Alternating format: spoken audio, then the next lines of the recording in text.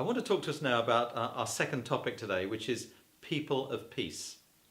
As I go around the country and I talk to people in different churches, I find that a common problem is that people don't seem to know how to find people of peace. Now, first of all, let me define what a person of peace is. This comes from Luke chapter 10. Jesus sends his 70 out to the towns and villages, and he says, "Go to every home, give them your greeting of peace," which would have been shalom, the peace of God, the blessing of God be on your home. And he says, don't just quickly move on from one to the next, but where you find someone who receives your peace, he calls them a man of peace, we call them people of peace, he says, stay with that person. And so if we can find out who these people of peace are, people who like you, who want to talk to you, who are probably spiritually open, those are the people we want to invest the best part of our time with. You know, I find that many people have friends they've known for years, but there's absolutely no sign of spiritual openness.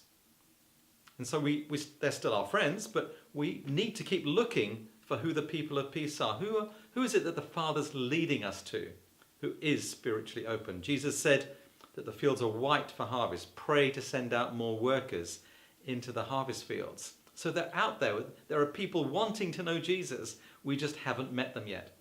And I want to give you some very simple ways of finding those people. The first thing is be friendly. You know, if we limit ourselves to one or two friends and that's it, we may never find a person of peace. So we need to be friendly to make connections with dozens and dozens, if not hundreds of people, just by saying, hi, how are you? Just be friendly.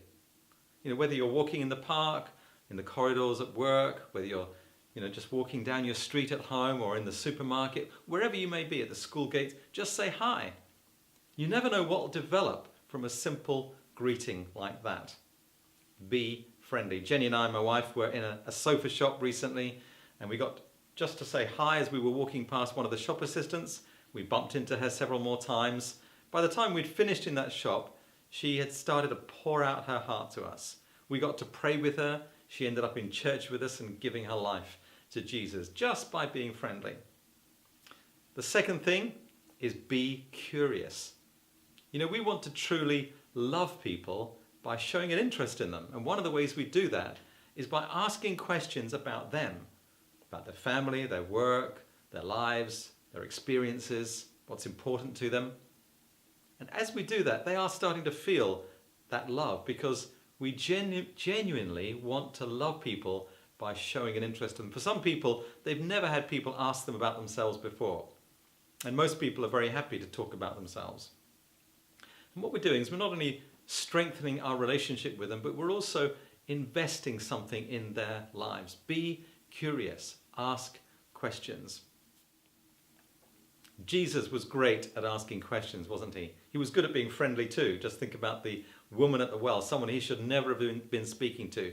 How he gets into conversation with her and a whole village gets reached with the good news as a result of that. So be friendly, be curious, and be ready. As we start to show interest in somebody else and ask them questions, it's quite likely that at some point they will start to ask you about you, particularly if they don't know you, if it's someone you haven't really spoken to before. And as they start to ask you questions, the easiest thing in the world is to be able to say, tell you what, can I just tell you my story? Being ready with your story, your faith journey, how you came to know Christ, the difference he's made to you, is a great way of introducing a spiritual topic to the conversation. And you'll quickly find out whether these are the words I use, whether they're leaning in because they're interested or lean away and the conversation moves on. But those are my top 3 suggestions. Be friendly, be curious, and be ready.